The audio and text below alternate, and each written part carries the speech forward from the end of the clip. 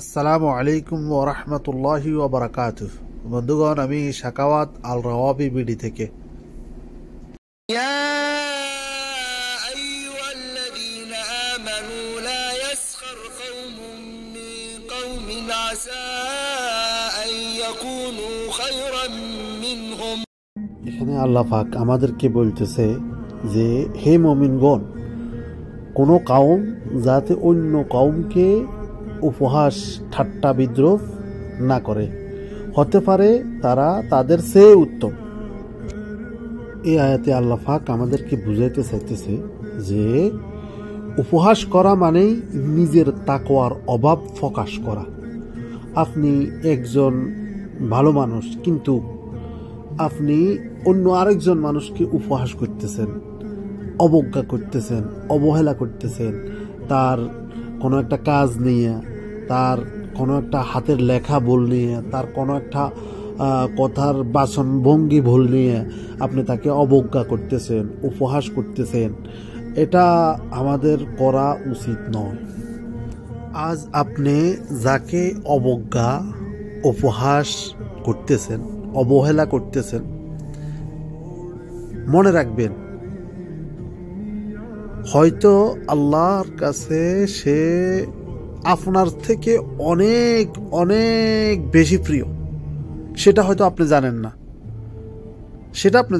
আপনি জানার কথাও নয়। আপনি যাকে অবজ্ঞা উপহাস করতেছেন তার থেকে বিরত থাকেন। চোখের তাকওয়া আনুন, তুচ্ছতা নয়। সত্যিকারের মুমিন কখনোই কাউকে ছোট করে না, কারণ সে জানে আল্লাহর কাছে মন বড়, মর্যাদা নয়। তাই আমরা সবাই প্রতিজ্ঞা করি, আজ থেকে কাউকে তুচ্ছ নয়, উপহাস নয়, উৎসাহ দেব, অন্যকে সম্মান করব, কারণ এটি আল্লাহর নির্দেশ। অন্যকে সম্মান দেয়া এটা আল্লাহর নির্দেশ। হেদায়েত ও তাকওয়ার পথে নিজেও চলব, অন্যকে চলার জন্য আহ্বান করব। আমি যেটা চলবো, ভালো উপদেশ দেব কাউকে, সেটা আমি নিজেও করার জন্য চেষ্টা করব, এবং কি নিজে করে সেটা ফল পাওয়ার পর অন্যকে করার উৎসাহ দেব। এটাই আমাদের প্রতিজ্ঞা হওয়া উচিত।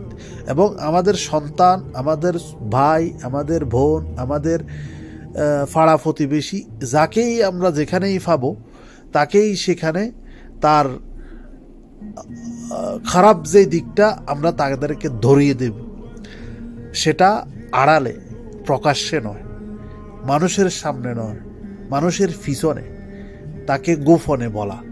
এটাই একজন প্রকৃত মুমিন, প্রকৃত ভালো মানুষের কাজ। তাই আসুন আমরা এই পথেই চলি, কাউকে অবজ্ঞা না করি, অবহেলা না করি।